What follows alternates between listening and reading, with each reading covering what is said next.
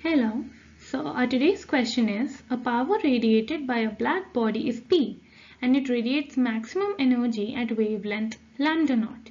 If the temperature of the black body is now changed so that it radiates maximum energy at wavelength 3/4 lambda naught, the power radiated by it becomes Np. The value of N is, let's see now. So if lambda equals to P and E equals to hc by lambda, then 1 by lambda is directly proportional to T and directly proportional to T to the power 4, which is directly proportional to P. Right?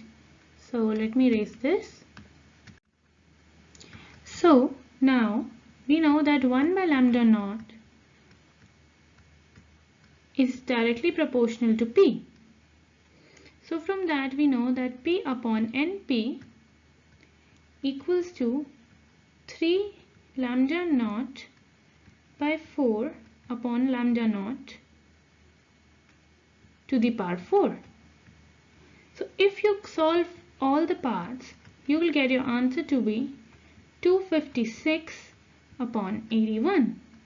So our answer is D part.